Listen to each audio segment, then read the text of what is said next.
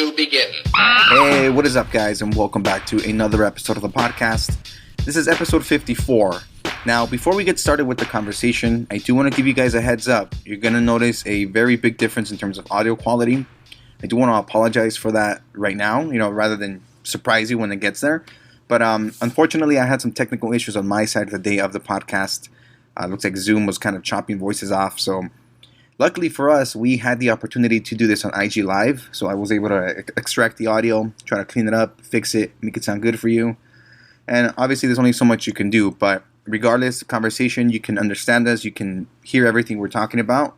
Just obviously not in this high quality, crisp voice that you hear right now. Nonetheless, I hope you guys enjoy the episode. Today, my guest is Ric'Diculous. He is an LA native artist. And today, he joins me to talk on the cycles of perseverance and commitment within your craft, learning how to establish yourself as a brand, because ultimately that's very important. If you have a project, if you have a hobby, whatever it is that you do, it's important for you to establish yourself as a brand, to learn how to be consistent in the way that you produce content. Because obviously, at the end of the day, the only person that can really know the value of what it is that you're trying to produce is yourself. So once we kind of get into the mindset that it's up to us to really take hold of those reins and take control of how it is that we're presented to the world, then it makes it a little easier to kind of rebuild your focus with each creative venture or non-creative venture, whatever it is that floats your boat. But for the most part, I hope you guys enjoy this conversation. And when you get the chance, obviously go give him a follow, go show your support, do all that good stuff. And per usual, today's music is brought to you by MMUP Clan, also known as Monster Mashup Clan. I highly recommend to check out their music. One of the latest releases, Double the Dutches. You can find it on Spotify, you can find it on YouTube. And as always, if you want to support the artist, if you want to support the people on the show, go to any of their social media pages and just click the follow button, click the subscribe button. Last but not least, this is a new announcement I want to make. If you guys enjoy the conversations, if you guys are enjoying the show, if you want to help other people find the conversations, it will mean the world if you are able to leave a review on Apple Podcast, hit that follow button on Spotify, share the content, share the conversations. I will definitely, as always, and forever will be deeply grateful for it. So I hope you guys enjoy this conversation, and we'll see you in a couple of days. Double it up. What is he doing? Doubling up. What is we doing? Doubling up. What is he doing? Doubling up. What is we doing? Double it up. Double the buckets and double the Dutch. Double it up. Okay. Double the buckets and double the Dutch. Double it up. What is he doing? Doubling up. What is we doing? Doubling up. What is he doing? Doubling up. What is we doing? Double it up. With my back against the wall, I'm in a free fall now. I'm catatonic in the chaos. How do I break ground? Everything's been moving forward, looking on the up and up. I don't think you have the appetite to even stomach us. 2 by 2 with the level up. 4 monsters doing double dutch. Jumping the ropes of the ring, adding it up to the sum of the team. Double the buckets and double the Dutch. Double it up. Okay. Double the buckets and double the Dutch. Double it up. Okay. Yo, what's up, everybody? Thank you guys for tuning in. While we wait here for Rick to come on, I just want to give you guys a quick little background. If you guys don't already follow Ric'Diculous artists, I definitely will hope that you guys go to his page, give him a follow, and start showing that support.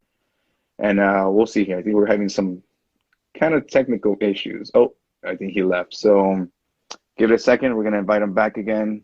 And once he's on, well, we'll take care of it. But in the meantime, just pretend there's some elevator music in the background. See, hold on here. Or we can send a request. Hello, everybody. Just somebody pretend that there's elevator music playing in the background while we try to get this up and running. Hey, we're back. All right, cool, man. Awesome. I think we're recording on both sides. And yeah, man. So we'll get started. well, first of all, man, thank you so much for having me here. I'm honored, brother. I need sound effects. I need sound effects in the podcast. You know what I mean? For all you don't know, I feel honored to know such an amazing human, Eddie. You're the best, dude. Thank you so much, bro. A real one out there. Thanks, man. Thank you. I mean, I'm definitely glad. For the people who don't know a little bit of background, I met you through work, and I came across the artwork that you do and the type of style that you're for. And from the beginning, I thought it was very interesting how you kind of, it's always interesting to see the process of how somebody gets started with something in particular, and then you kind of see it build from there. And when you first started printing out like the pictures, or like you were doing like pictures of Kobe, or I think most recently it was Tiger Woods. And later on you see them on your Instagram page, you see what you're sharing, and you see the art style, and you're like, damn, like you see the progress. Yeah, man. I was talking to you a little bit about it at the shop, that I just try to paint from a place of passion. And so a lot of it started with growing up, seeing some of these like sports icons, and some of these like really iconic moments that I just wanted to recreate, or I remember just watching it highlights, and it was just giving me chills, and I was like, man, I have to paint that, so I think that's kind of like where it all started. But every time I would kind of go into the shop to print something out, just to kind of get a little more details for shadowing. Mm-hmm. There was always this guy Eddie behind there, and I started rapping with them, and then find out that you're an artist too, man. And I loved hearing that. Yeah, and especially when I think that's the cool part, because sometimes like the connections you make, they're kind of random, and it's once they're there, you kind of you decide if you want to kind of continue building on them, or if you kind of just want to make it a one-time thing, But I thank you, man. Thank you for taking the time to make them, especially for IG Live. IG Lives to me are always kind of weird, because there's low-key people staring at you through the other side of the screen, and you say something wrong, and you're like, oh shit, you got only a few seconds to kind of catch yourself, Hey, we're doing it. This is the 2021 version, dude. We're trying. So now, for those people who are kind of just tuning in, can you give us a little bit of background in terms of how long you've been doing this and what you're really about? Yeah, so I'm an LA-based artist. I grew up, just always seeing a bunch of street art around. Some of the influences, of like these tagger crews, from back in the day, like MSK or Mad Society Kings or Chaka. Some of these guys that really, would go up and like bomb the city. And I remember as a little kid sitting in the back seat, looking at all these bright colors and all these like really big tags, and just like thinking, I never felt that it was, a destruction of property or anything like that. I really felt like someone was taking a really boring gray wall and making it really like colorful and amazing, and, I think, that kind of, got me, the juices flowing to kind of, a little kid thinking like, wow, I can't believe someone like actually like climbed that pole, to get up there, But, a little bit of background on me was, I grew up painting with my Mexican grandmother, my Nana, who was an amazing watercolor artist. She, I guess I'd be saying, like, she was comparable to, her style was like Georgia O'Keeffe. So, growing up with her, always painting with her, she would give me tips, when I was a little kid, like, mijo, you got to, make it more juicier, or make the people like fatter or something like that. And it was great, just getting to have that one-on-one time with my grandma. But little did I know I was actually learning about art at the same time. So I took a little bit of a break, in college, and was kind of just trying to figure out my path. And, I started coming around again, when I saw, a street art film called Exit to the Gift Shop. Oh, damn, the Banksy film, right? The Banksy film, yeah. Damn, that's great, it's like a documentary, right? But if I remember correctly. Correct, yeah. It kind of intros with like a lot of street artists, but what I found amazing was that a majority of them were, it's all like kind of LA-based street artists. Mm-hmm. So, who's a lot of work I would see around town, but I never knew who did what. And so I just thought that was just fascinating, just to, create anything you felt like by any means necessary, like taking something ordinary and making it extraordinary, like painting a fire hydrant or like a mailbox. Yeah. I don't know. I just thought that was so cool. And so I think that really kind of helped propel me to try to just, hey, just go for it. Yeah, right. Just start expressing yourself. Yeah, because I think that's where a lot of people can get tied down to, like, to just like, what am I drawing? Like, they see a blank canvas or a blank wall, and you're like, what do I do with it? Like, Yeah, it can be it can be intimidating. overwhelming. Yeah, exactly, intimidating. But you know, with anything, I you know, I always tell people, even with like writers who, you know, intimidated by a blank page and don't know what to write, you know, you just gotta just start, you know, get something on paper, or just get out there and just try it, you know. You know, I would say, you know, safety first, and, you know, try to obey the law, but you Obey the law. know. But yeah, you know, I Yeah. think that it's all about expression, you know. So however you want to express yourself, whether it's like through painting or music or anything like Yeah. that, you know, I really support that. Yeah, I like how you say just start, you know, because again, you get stuck in those little details in terms of, like, you know, whatever, how minuscule whatever it is, and you're like, damn, and you never start, you know, you kind of just stay. It's funny because like when this whole COVID, you know, the pandemic started, I bought some canvases, and I was like, you know what? I think I told you, like, oh, I'm Yeah. gonna do some oil painting, and dude, those canvases were blank for at least 7 of those months, I remember and that. and it I would wasn't be up like, to. hey, what's up with the painting, man? How's Yeah, it and I going? was like, Yeah. I feel pressured to be like, oh yeah, dude, I already started. And but I was like, and I knew in the back of my head, I was like, damn, they're in my closet. I haven't even picked them up yet. But you know, I eventually was able to open it up, and I started kind of just messing around with it, and you know, it's very therapeutic. You kind of just sit down, and again, I started drawing like a sky scheme, you know, color palette, you know, make it a little easier to kind of just start. And then once I got to it, I was like, all right, cool. Like, I'm getting the groove of, you know, figuring out how to do the strokes, how to mix the oil with the oil. I forgot what it's called, the oil and the turpentine or something. Turpentine, yeah, exactly. Turpentine. Yeah. No, I mean, I think that's great. You know, I, you know, have done like a lot of research, you know, and like always trying to, you know, just improve, get better, you know, and I think that I attribute that to the Mamba mentality of, you know, the late great Kobe Bryant. You know, if there's something that you don't know how to do, you know, challenge yourself, go for it. You know, there's been a lot of mediums I've tried to tackle, and I've had a lot of like trial and error, and, you know, like lost a lot of clothes in the process, and then little things down in there. But, you know, everything's always a learning process, you know, and I know it sounds like really cliche, but I think that the more often you do it, the more comfortable, you know, it becomes, and the easier it becomes, I think. Yeah. Yeah, I want to bring it back to real quick with like the whole, you know, beautifying a space. You know, like I was mentioning to you a little bit before the conversation was like, I'm from the Southeast LA area, and for a really long time, this place, it's always been kind of bad. There's always been like criminal activity has always been high. Absolutely. And for a lot of the programs in the local schools, a lot of the art programs were either being defunded or being cut off completely.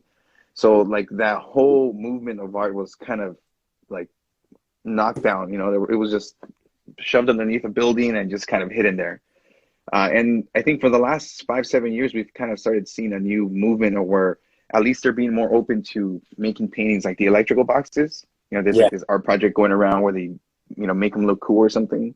But it's bringing a little bit more character into the community, and I think because of that, people are feeling a little bit more capable of expressing themselves, you know, in other mediums as well.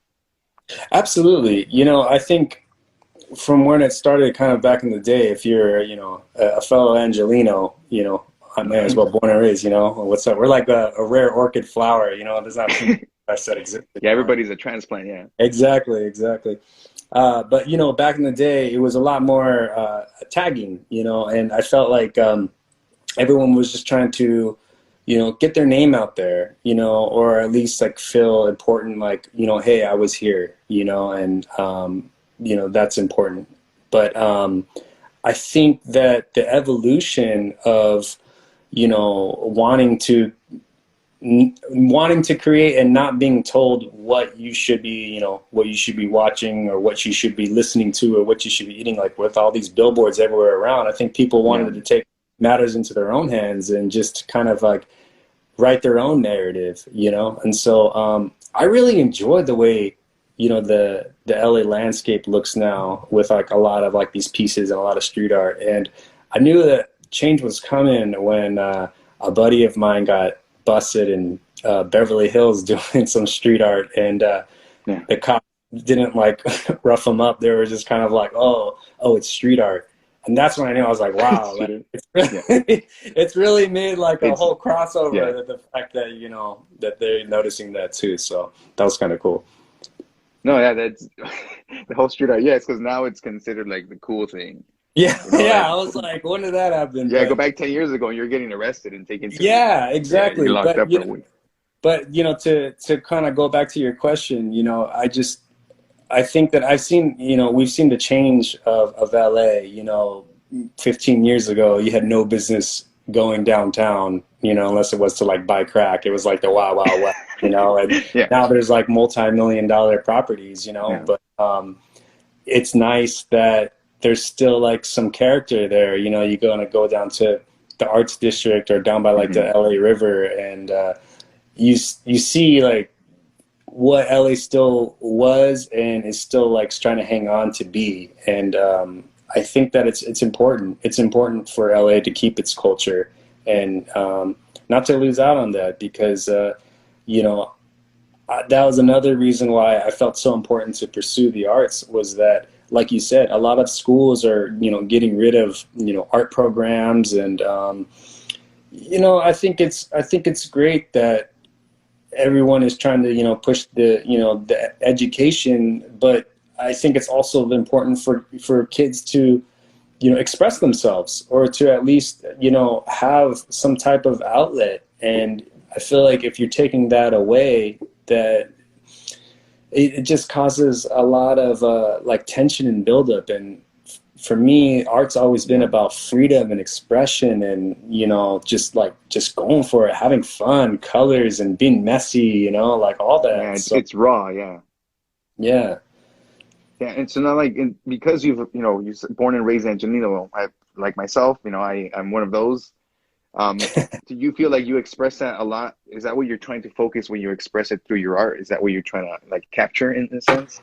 I hope so. Here's my Simpsons little Lakers on my. No. Oh, dude, that's pretty sick, man. Yeah, thanks, man. No, I like to not pigeonhole myself as far as you know, one-dimensionally as an artist. I think that's where the artist name Ric'Diculous comes from. It's an umbrella of, you know, anything that I feel that I want to create, or anything I feel like is, you know, kind of giving me that, oh man, I really got to paint this. I can't get this like thought out of my head. So if that looks like, you know, making something kind of, you know, related with like a Simpsons Lakers t-shirt, or like painting like a 40-ounce bottle, or just doing some abstract art, whatever it is that I'm feeling at that time or at that moment, you know, I really wanted to try to convey that message. But yeah, I think that, you know, we have an advantage living here in LA. You know, there's a lot of opportunities always happening, and, you know, I just try to keep my finger on that pulse and, you know, keep it all going. For sure. I mean, especially when you look at it that way, because again, like you're in LA, it's like the hub. It's like one of the hubs in the country where people flock, you know, for the same reason. They're chasing dreams, and, you know, LA has Hollywood. Hollywood is like what people want to make it in, you know. But again, outside of the Hollywood spectrum, you have all these other like platforms that people are creating for themselves, and these spaces. And I think, you know, once they start seeing like these inspirations around them, like there's this particular artist that there's on downtown. I forgot his name right now, but he's doing some big mural on next to Pershing Square. Like I forgot his name. I feel really bad for remembering his name. He's huge. But the point is, you know, you start seeing these things that you look at the paintings and you get inspired, you know, like by, I don't know what it is, but it just triggers something within you that you're like, holy shit, it's simple, but it's also bigger than life in the same time, you know? Well, I grew up going to a lot of art museums. You know, my dad was, I wouldn't say the most artsy type. He was very, you know, he's an engineer, so he could be very, you know, methodical on how he thought. But he did have this side of him where he, you know, would listen to classical music, or would like to, you know, he took my sister and I to, you know, some of like the Norton Simon or like the Getty. And, you know, I just remember enjoying that a lot. I remember the feeling very peaceful in those settings. And, you know, getting to kind of look at some of these works of like the masters, you know, like a Van Gogh or, you know, a Monet or whatever, like on a Wednesday or something like that was just, you know, it's amazing, you know? So I think that, you know, art is ever changing, you know, it's always gonna, you know, it's always gonna be there too. And it's always nice to kind of have this like throwback to some of these people that have really helped pave the way. You know, whoever has influenced you along the way. You know, I've had a lot of influences, but you know, I think that it's really important to, you know, if you're going forward, to also remember the past as well. Yeah, right. Yeah, I think it's crazy too. You know, you see a painting, like it's easy for people to repost and share like Van Gogh's Starry Night, you know, like plenty of times, or any of these other paintings that he has. But it's not until you actually see it in real life and you see the layers, you see the strokes and the mistakes, and you're like, holy shit. It takes a whole new, like, I don't know, like dimensions in terms of what it's expressing, you know? Yeah, I totally agree with that. One of my favorite paintings was by Van Gogh. It's over at Thornside. It's called Mulberry Tree. And to look at this, you know, as a print doesn't really give it justice. It looks like this really cool, you know, tree. But if you see it live up close, he layered it so much that it looks like the tree's almost 3D, like popping off the canvas. But you couldn't get that, you know, up close. And so, you know, I kind of took a little bit of that with my paintings, as far as it's really important to me to, you know, kind of take the viewer on like a journey where I don't want you to see the same thing every single time that you're looking at my painting. I like to kind of hide little things here and there to where, you know, you're really taking the whole thing in, and it's going to take you a little bit more than a couple of seconds to figure the whole thing out. Yeah, that's definitely the art that trips you out. Like, this is other guy, his name's David Cho. Oh yeah, right. Yeah, so it's funny because, you know, I met you through work, and he comes in every now and then. So like, really? I've interacted with him, you know, not to the point where I'm like, hey, dude, come on my podcast, you know, but I've seen him a few times, and I know his work too, and you're like, it's, you know, you see people every now and then, like you come across people, but you never really know what they're about. You know, and it's not until you start seeing their art or their craft that you're like, damn, like this person contains this much, like, inspiration, this much. I don't know, man. It's crazy. That. That's deep, Eddie. I like that, man. No, it's true. I think that, you know, we all have layers, you know, and it's nice sometimes to like peel some of those back and get to know some people. You know, I always felt like a good vibe. They're always coming into the shop, and you know, once I found out that you're an artist too, I was like, man, this guy, there's so much stuff I don't even know about this guy, dude. You know, every time I knew he was cool. Yeah, there's this thing. Well, I was kind of like trying to figure out what to bring up today. There's this I guess it's let me bring it up here. It's called the imposter syndrome, and I didn't really know the terminology of that, what it was, until I realized, like, oh shit, I've been in a sense a victim of that. And from my understanding, what that is that, you know, you're at a certain level of success. You've done certain things that you can feel proud of, but then after that sets down and it sets in, you start realizing, like, holy shit, can I meet those same expectations or even do more? Like, you start feeling like a fraud, like if you were just like kind of like a one-time type of deal, like a flat fan kind of thing. Yeah, exactly. And then you know, oh shit, that's it, it's gone, you know. And to me, that explains a lot of reasons why people give up ultimately. You know, it's like the first time they're like, oh shit, I don't think I can ever reach that milestone again, and that's as far as I'm gonna go. Those are my highs. No, I agree with you on that. You know, I think that this is the whole reason why Vegas does so well. You know, it's let's say you hit that, you know, that cash out and you have that high. Well, every single time you're gonna go to Vegas, you're gonna try to do everything to kind of match that high.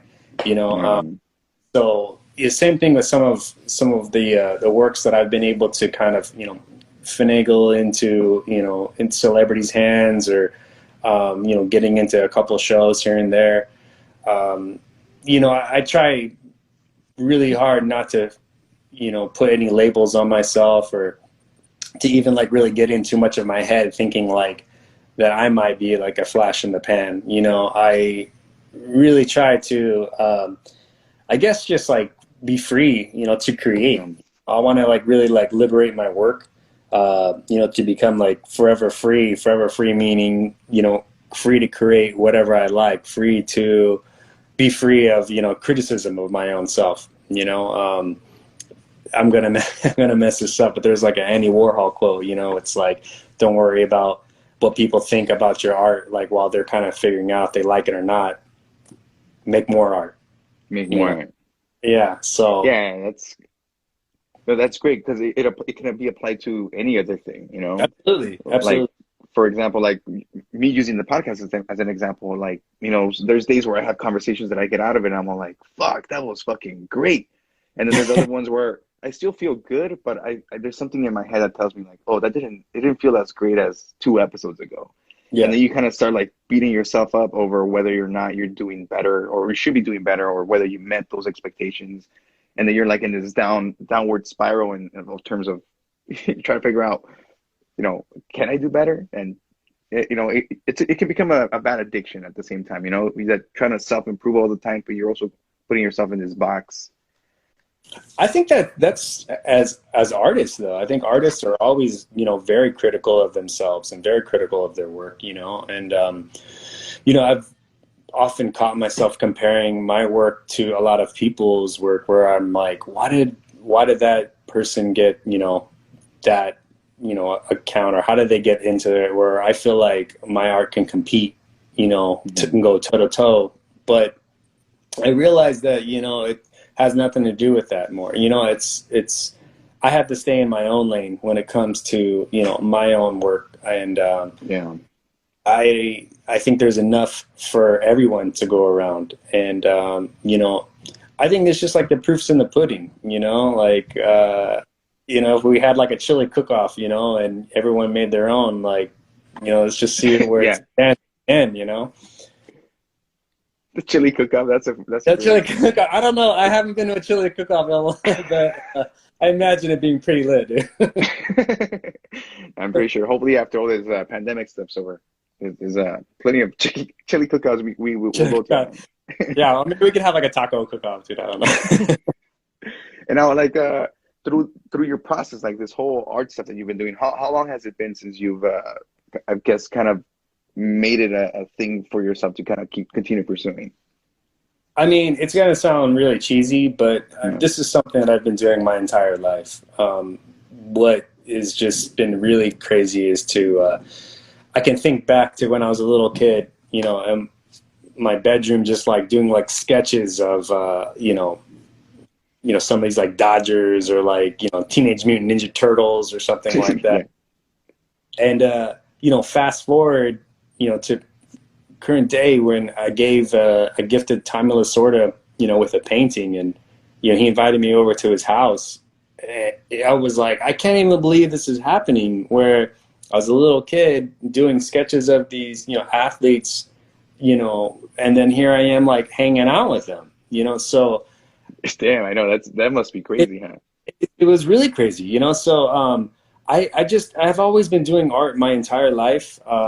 You know, I've taken, you know, AP art classes in high school, and I've done like some fine art classes in college. I had considered, you know, pursuing my MFA, you know, my master's in fine art as well. I think that, you know, it's something that I'm always going to do, you know, whether I'm trying to, you know, gain recognition for a piece, or like try to, you know, convey a message. It's just something that I feel like I wake up and want to do every single day, you know. But there are some days when I wake up and I'm like, I don't want to paint anymore. This is not going to happen, you know. Everything sucks. Like, like, fuck. Terrible, you know. You punch through the canvas. Yeah, I'm like, then I'm like, oh, that was cool, you know. That was cool. Yeah. I have a question here from Al Gordon. It says, if you were to get a contract to paint the metro station, what would you paint or create?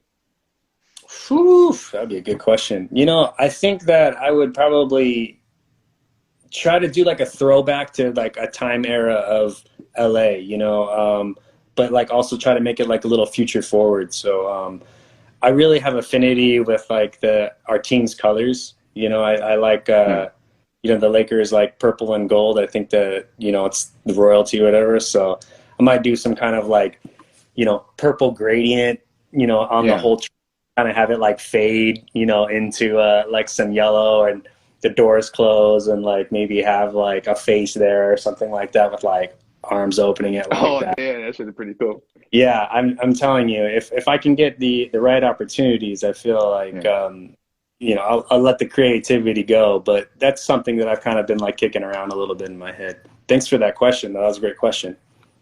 Yeah, no, I mean, you can get really creative. You know, once you have the space, like I remember there was this thing that you did. I think it's like you did a mural, so you had to tie all the pages together. Like to me, that's one of the real cool parts, because you're breaking down this what you're gonna create into like little sections, and then you're just going through each block, and you're like, okay, this connects here, and it's like, dude, that's fucking cool. Like it just shows you the time that, oh my god, the time that it takes for you to just go in there and focus on each block. Whew, props, man. You know, I'm still not the best at you know, scale. You know, so trying to learn, you know, as I go. But you know, one technique that I learned doing murals was you know, more of like a grid system. And so rather than looking at this like massive mural and how you're going to attack it, you know, grid it out and just focus on each square one at a time.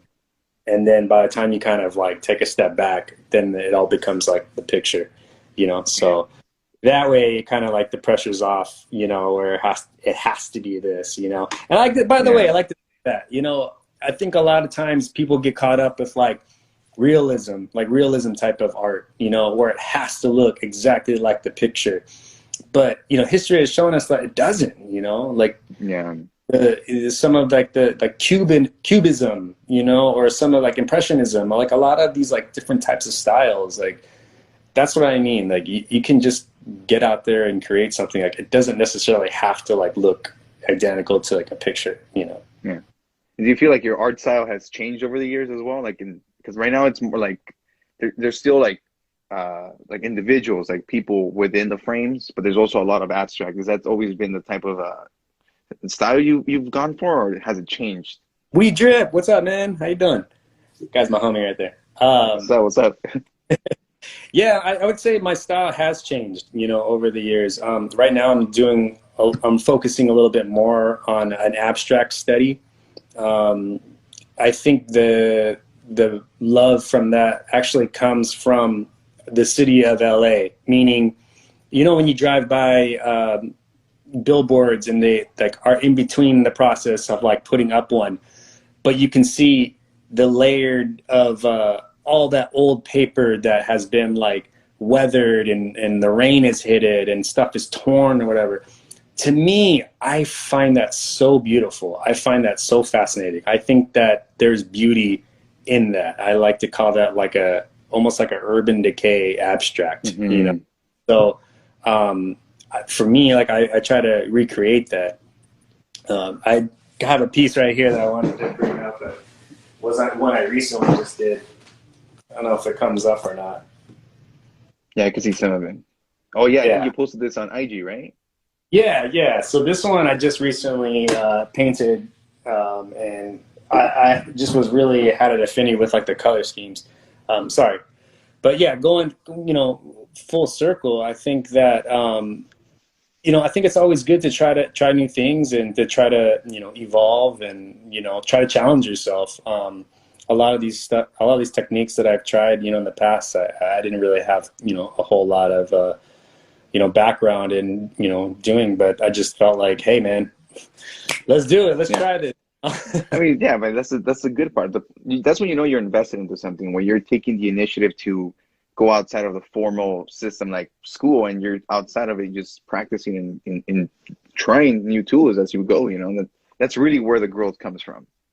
Yeah, no, definitely. And I also always get like a lot of, you know, influence, you know, from like my environment and, you know, like my peers around me. I love, you know, taking a walk around the neighborhood and, you know, picking up like little discarded pieces, you know, of trash and putting it into like my paintings.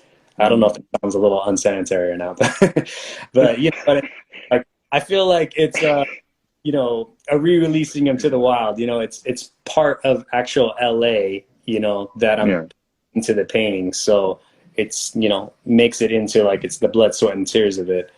But you know, also like going to different types of shows and seeing what other artists are into and seeing what mediums they work in. You know, there's been stuff that I'm just like completely blown away, where I'm like, I can't even imagine like being able to do that. But you know, I think that's what I'm saying is that there's plenty enough to go around for everyone, that we all kind of rub off on each other and keep each other going, you know. But that's why I think is the most important thing is, you know, encouraging each other. That's when you were telling me, like, oh, I got to paint. That's why I was like, go for it, man. Go for it.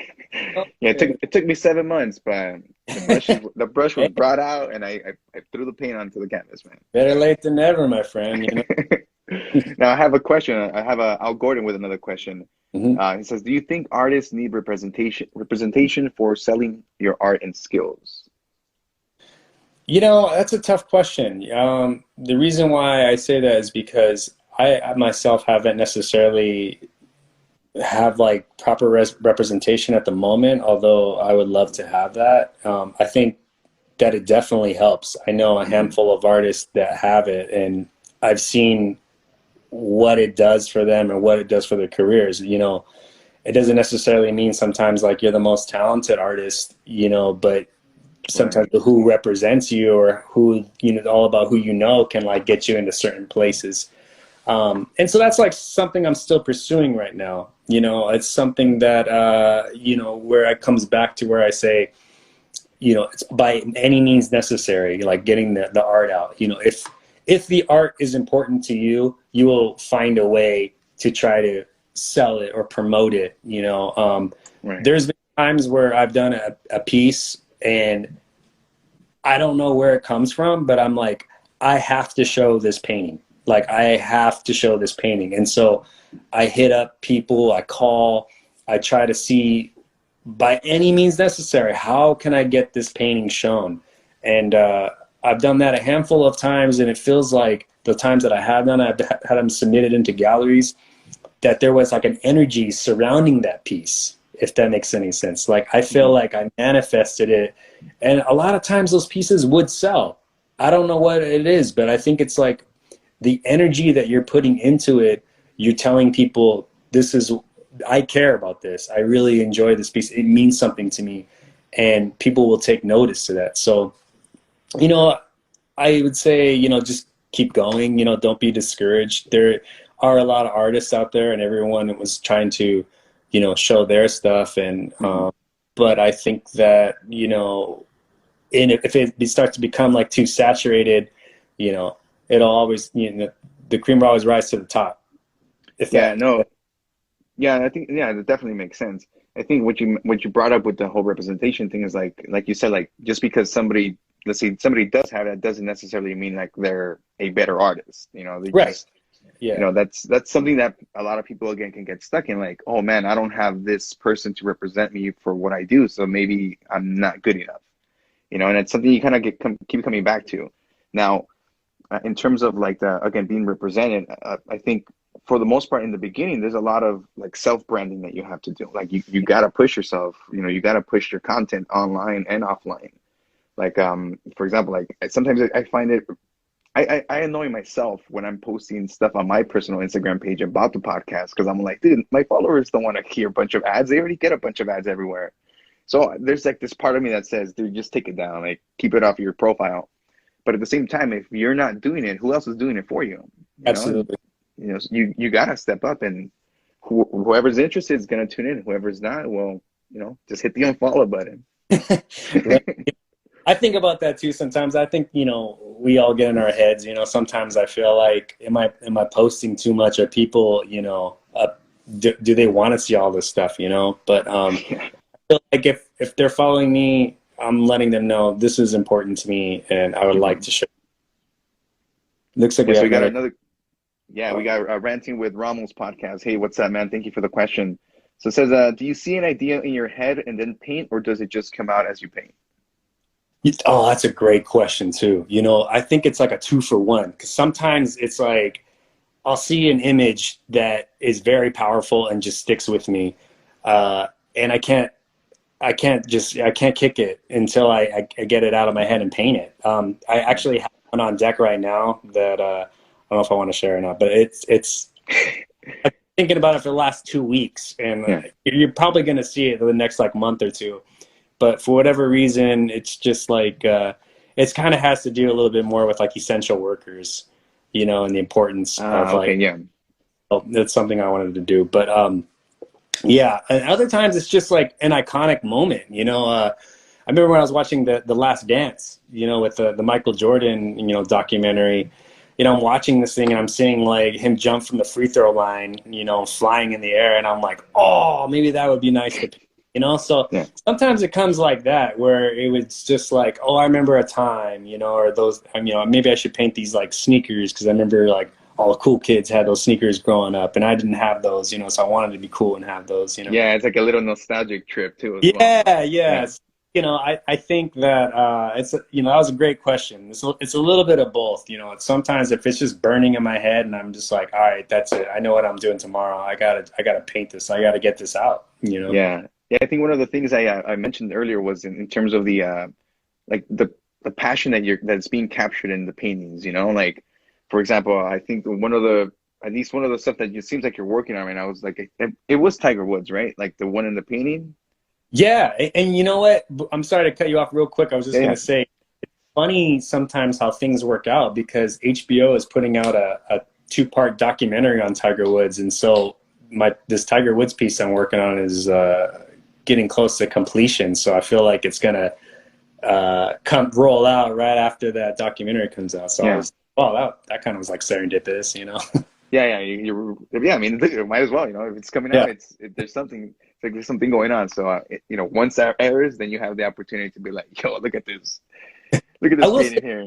Yeah, I will say this though. I never wanted to pigeonhole myself, you know, to be, you know, strictly a sports artist. You know, I wasn't like a little kid in my room being like, I want to be Leroy Neiman, you know, or like some kind of out there, you know. It's just I think that's just where my passion is, you know. Growing up in LA, you know, I mean, come on, we had Magic and Kobe and, you know, Doc, you know, and Lasorda, and like it's just, you grow up with these like iconic figures around you, just like they're bigger than life. So, you know, I kind of just will always have that affinity where, you know, I always wanted to paint one of them. But I really like to think of myself as an overall artist, you know, working in all. Oh, that's good. Like you mentioned. Oh, yeah, you got another question. So let me see. This one was cut off. Let me open this one up here at my end. So it says from Pi Cruiser, it says, what are your thoughts of artists who destroy original work once copies are produced so that the person who buys has limited editions of your work? You know, I don't know if if I'd wanted to destroy the copy, in other words, to like kind of make a work limited, but I am like I like the way what Banksy did with like I don't know if you saw, he sold one of his paintings at auction, and at the moment it sold, it dropped down into like this what do you call it, like a shredder, and like the moment, you know. Or there's another famous artist, his name's eluding me, and I'm sorry to keep rambling here, but I'm going somewhere with this. He created this entire work, and then it was all in pencil, and then he erased it all. So it's this really like $1 million, you know, piece of art that he erased. So to me, I think that is fascinating. You know, that to me is like, art can be whatever you want it to be, and it's also what in the eye of the beholder. You know, if you know, manipulating art for it to be one way, like a gentleman who, you know, disgraced the Pieta, you know, Michelangelo's Pieta, and, you know, take a shattering it to become famous for that. You know, I don't know if I can definitely agree with that, but you know, I think that, you know, whatever feels, you know, and inspiring you, like I say go for it, you know. I say try it out, you know, but you know, just just make sure you're operating, you're being safe, and doing illegal. Yeah, right. This is Canalismo Clothing says artists are too weird and crazy at times. That's true. Hey, man. Yeah, you gotta find a way to express yourself. There's something going on. Like, you have to just get it out, Gotta think outside the box, because everything in the box has already been done. So sometimes it takes a little bit of a weirdo to kind of think of it a little differently. Yeah, of course. You gotta take, again, it's like, taking those risks, even in painting, there's those risks that you're taught something like in school, like, oh, you gotta follow these certain methods. And then you're like, what? Like that, yeah. And that's where it comes in.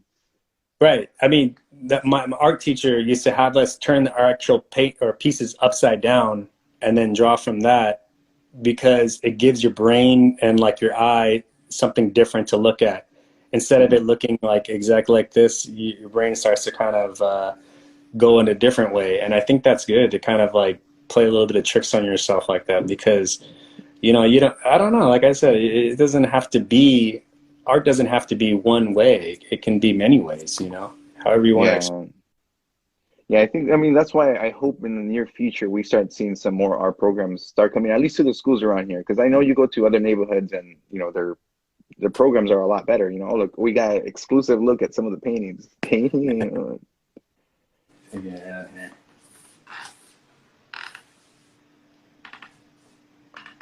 Nice, man. And are these these pieces that you're selling, or are these kind of like your personal collection? Oh, damn. It's a little Christopher Walken there for you.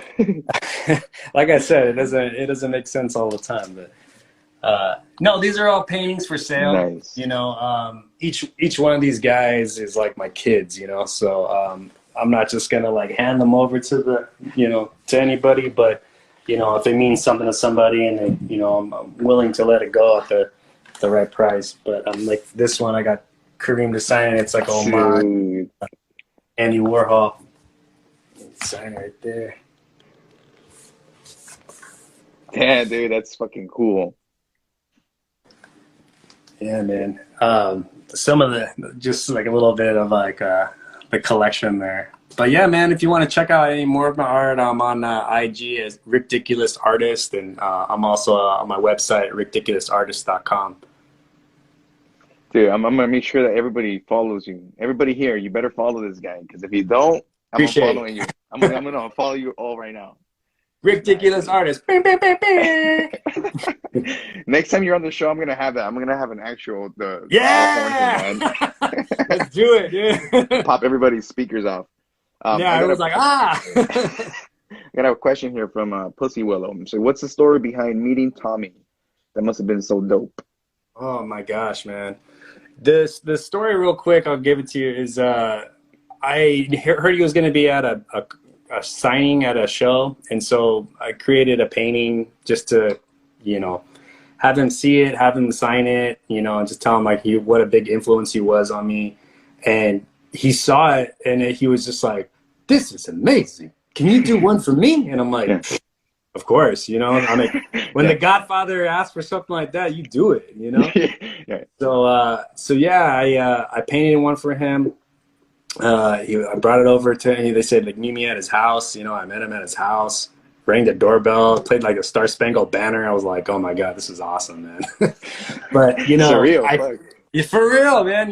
And I just felt like this was something where my art, got me in the door, like quite literally, Mm-hmm. But it started, with the art, but then it kind of progressed into, just a really, genuine relationship. I have a lot of respect, for, Tommy and what he represented, but also, it's just kind of like that old school type of guy. Like I loved hearing his stories, and oh man, I got a million stories, but yeah, man, maybe for another day. But yeah, I'll say this, I just told him, I said, "Hey, Tommy, was there any, team or any person that you hated going up against?" He said, "Anyone in a Giants uniform." Oh man, dude, it's funny, just under like how they say like never meet your heroes, like like that's a saying. Like do you think that has applied to any of the people that you've met through your art? Fortunately, the heroes that I met, everyone's been just so kind and so, you know, well received of the art that it makes me feel like, wow, I'm not crazy, you know. Yeah.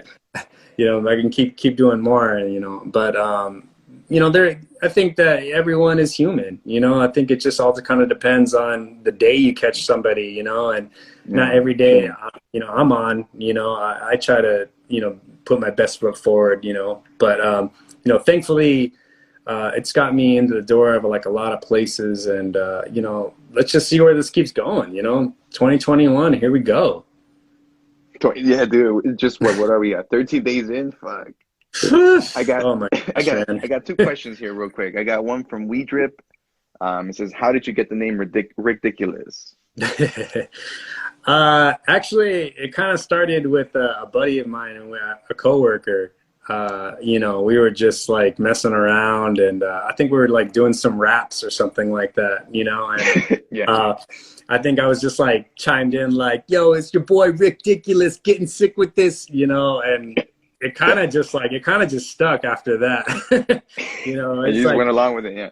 yeah, I just kind of along with it. It was just kind of like, you know, I had like 2 bars in me, but like anytime I want to intro myself, I'd be like, Ric'Diculous, and so, you know, I was like, let's run with this, you know, because you know, the art, it can be whatever. It could be Ric'Diculous, you know, it could be right. you know, it could be Christopher Walken or Christopher Kareem Walken. Abdul-Jabbar, you know, it could be It's whatever. funny because that's the least person I saw the hair, right? But then you Yeah. went down on the camera and I was like, what the fuck? It's You Christopher know, Walken. yeah. I imagined Well, his voice in my head too. that was going back to the, you know, the comment that, you know, artists are, you know, crazy, you know, like this guy, you know, Christopher Walken. I'm like, man, that guy's wild. He's crazy. I was like, I gotta paint him. Like, why? I'm like, I don't know. I think he's just nuts, you know. I got one more question here from because I think we're almost at that time, but from Ranting with Ramos podcast is as a fellow artist, I paint, draw, tattoo, make music, etc. Do you dabble in any of the other arts? You know, good question. Right now, I don't have a space for it, but if I did, like, I really have like an affinity. I want to weld. I really want to do like weld and like, nice. like some sculptures and stuff. So currently kind of looking into something like that would be great. But yeah, you know, I play the guitar a little bit. You know, I came from a very like musical inclined family. My sister, she's an amazing singer. I don't know if she's on there watching, but hey, Nat. But yeah, she's an amazing singer. Man, I wish I could tattoo though. That'd be awesome, man. That's really cool. That's a whole different skill set. Yeah. Oh man, all these different styles, you know, like tattoo artists, you know, like they're shading. Like I'm just like, oh god, that's so great. You know, like Mr. Cartoon or any of those guys. But you know, I don't try to close myself off to anything. I try to keep it all open.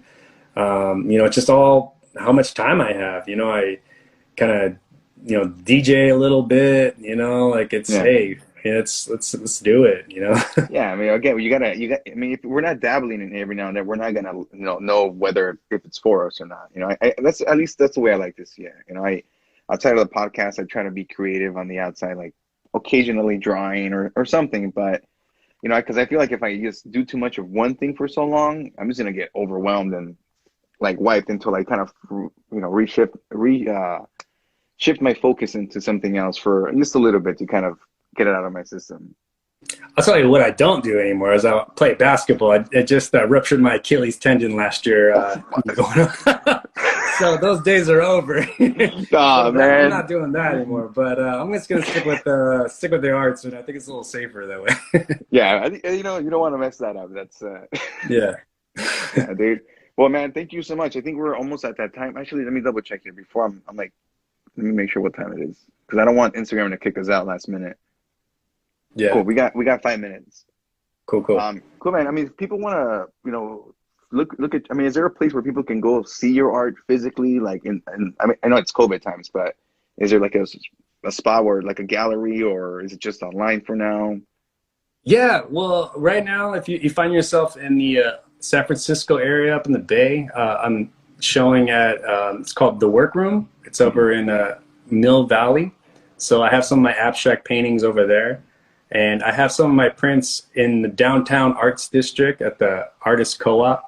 Like you said, I don't know, like with COVID, things have been kind of like in and out, but you can definitely, I got like some of my Tommy prints down there and a couple other of my prints. But yeah, you can always hit me up. You know, I always try to respond to everyone, and, you know, I always appreciate that love. So I try to, like, you know, send that right back. But yeah, if you're ever interested in anything or have any questions, just, you know, DM me. I'll try to get back to you, man. But yeah, I really want to keep this going, and keep your eye out for, you know, a future show. I'm really hoping once everything kind of gets safer, I suppose, want to have a really, really big, you know, LA, you know, warehouse type of show, the whole nine, dude. So everybody's welcome. Yeah, man, it'll be a great way to just, you know, have everybody just coming back to society, hopefully, in a safe way. But hopefully it's not too long. For sure. Well, thanks for everyone. Thanks for all those questions, and thank you, Eddie, for having me, man. This was amazing, dude. I had a great time with you, brother. Yeah, man. And then the last question, did you need what the fuck? What is? I need validation on my parking. Was that you gonna ask? No. Oh, I don't provide that, man. But if people want to find your art, what is the best place to, you know, look for it? Yeah, I'm on Instagram a ton. So if you want to find me on Instagram, it's Ric'Diculous Artist. And then my website is ric'diculousartist.com.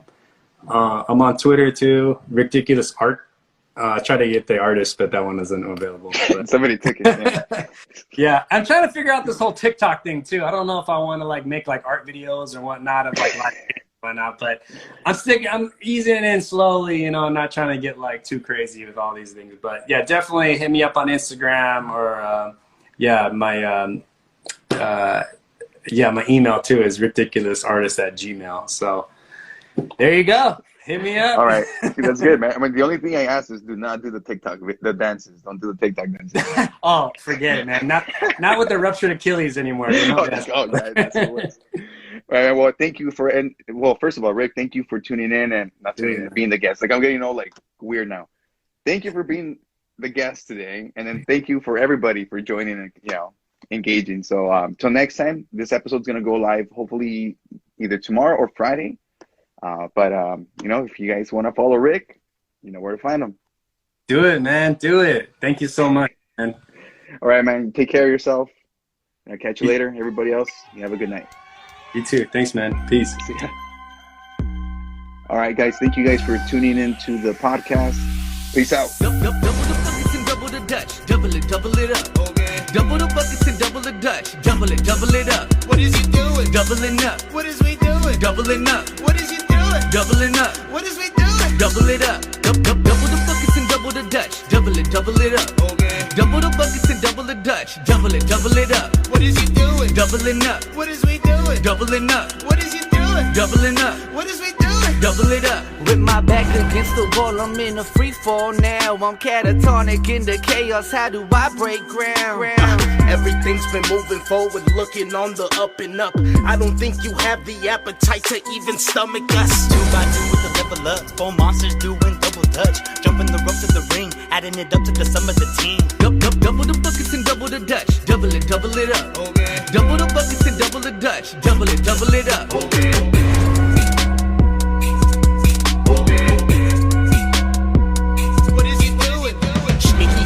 Feeling my brother, we bout to set it off. Introducing to you another monster that's killing y'all. Hiding in the shadows, connecting the dots to make it all matter. Putting money in the movement, cashew cream for the chips we gather. Put the guacamole on the side and I came alive and we coming to get it. Chunk of finesse, they gave us possession. Challenge the clan, so I taught them a lesson. The clan is a blessing, and together no one messing. Faced with the vision, sticks with precision, ballers with the lyricism. Sesh always bringing the rhythm. Double the buckets and double the Dutch. Double it up. Okay. Double the buckets and double the Dutch. Double it up. What is he doing? Doubling up. What is we doing? Doubling up. What is he doing? Doubling up. What is we doing? Double it up. Okay.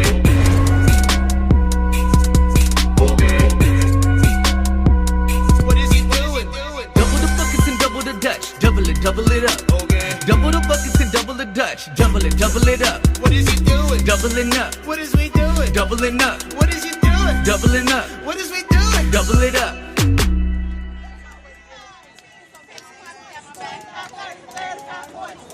Make sure you get our picture.